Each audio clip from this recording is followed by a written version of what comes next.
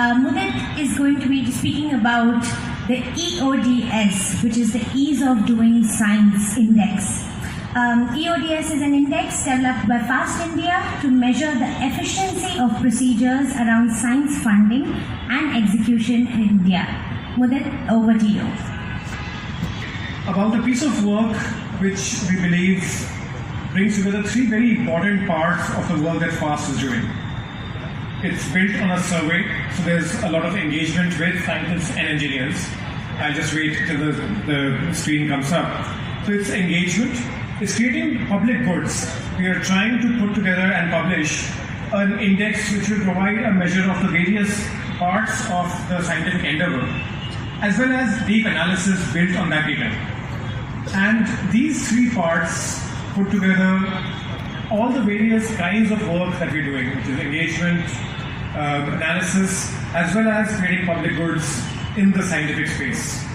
So I'll quickly take you through a small presentation which covers the main insights from the work and how we with this space from a day-to-day perspective.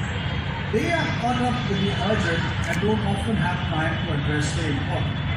And therefore, structures which are outside that space can play a very important role.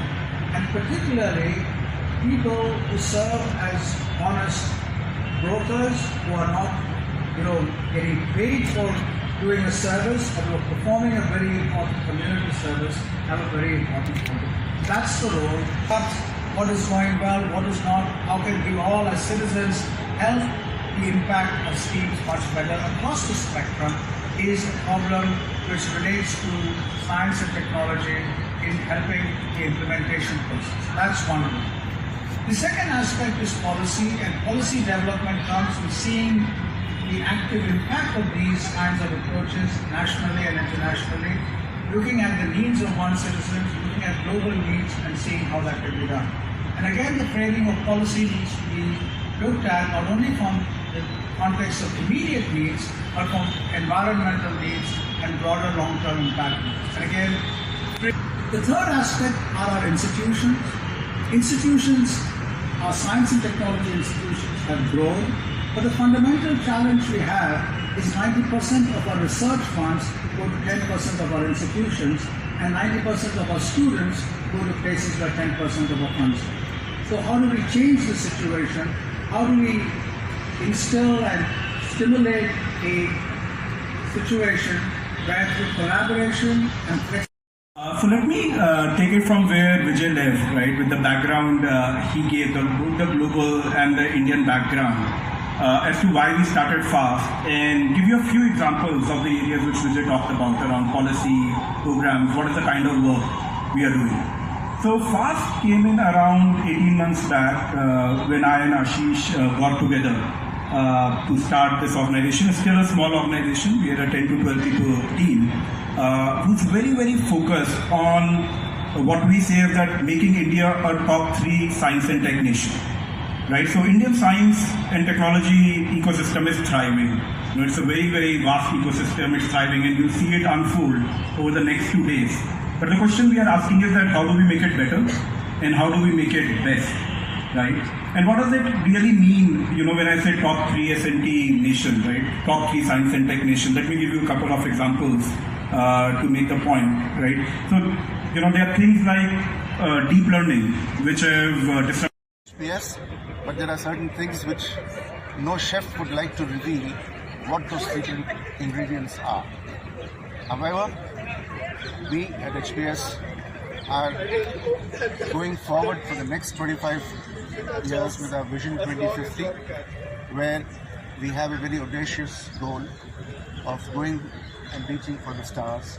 We want to be one of the top schools in India, and the process has already begun with the first 5-year plan, and soon you're going to be seeing HPS at a different level from what it's already been. Any other questions? Celebrations starting in January, which will be ending in December, and we are also thinking in terms of innovation in a big way. and soon this year we'll be having a very big innovation lab sponsored by some of the big names in the industry, so that we have to train our students and it completely meets with our plans on innovation. This is a godsend thing, and thanks to the government of Telangana for having initiated such a It's a great initiative by the government of Telangana. It's one of the only states in this country to have embarked on this collaboration, and its thinking is far beyond what is expected in terms of any state government. We are happy to be a part of this great initiative by the government. Innovation, so that India doesn't lag behind in transformation of science and technology. Right now, we are largely dependent on innovations which are imported into India.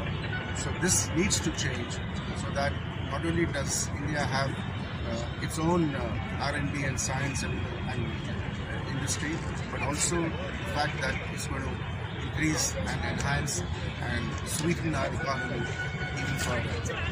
The top 5 economies, the top 4 economies in the world soon.